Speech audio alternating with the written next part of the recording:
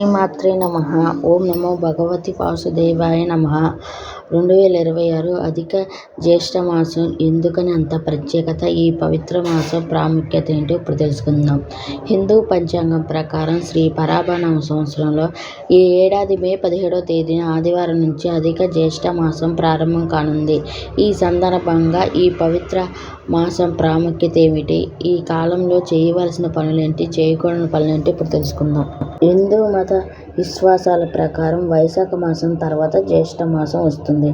అయితే సూర్య సిద్ధాంతం, బ్రహ్మ సిద్ధాంతం తదితర గ్రంథాల ప్రకారం చాంద్రమాసంలో సూర్యకాంతి కనిపిస్తున్న ఆ కాలాన్ని బట్టి అధిక మాసంగా పరిగణిస్తారు. దీనిని పురుషోత్తమ మాసం అని కూడా అంటారు.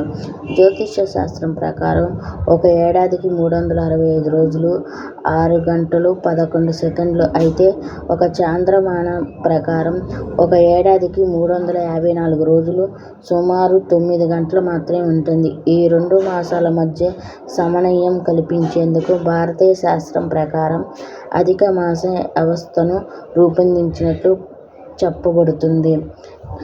ఈ అధిక మాసానికి పురుషోత్తమ మాసం అని కూడా అంటారు. ఈ కాలాన్ని ప్రతిరోజు స్నానం చేసి అనంతరం మీ శక్తి సామర్థ్యాల మేరకు దాన ధర్మాలు చేయడం వల్ల సుఫలితాలు కలుగుతాయి. ఈ సందర్భంగా అధిక జ్యేష్ఠ మాసం ప్రాముఖ్యత, ఈ మాసంలో చేయకూడనివి, చేయవలసిన పనులేంటో వివరాలు ఇప్పుడు తెలుసుకుందాం. అధిక జ్యేష్ఠ మాసం ఎప్పుడు? ఈ ఏడాది మే 17వ తేదీ ఆదివారం నుంచి వచ్చే నెల 15వ తేదీ సోమవారం వరకు అధిక జ్యేష్ఠ మాసం ఉంది.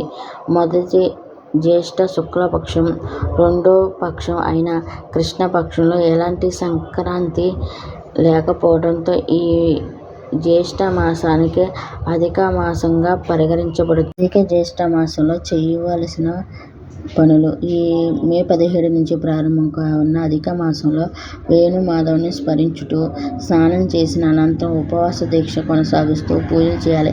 ఇలా చేయడం వల్ల మీకు సుఫలితాలు. అధిక మాసంలో విష్ణుమూర్తి స్వరూపంగా భావించే సూర్యుని ఎరుపు రంగు పూలతో పూజించాలి. అనంతరం మీ శక్తి సామర్థ్యాల మేరకు దాన ధర్మాలు, పండ్లు, దుస్తులు దానం చేయాలి. అలాగే ఈ నెలాఖరులోపు బెల్లం, నెయ్యి వంటివి కూడా దానం చేయాలి. మాసంలో చేయకూడని పనులు.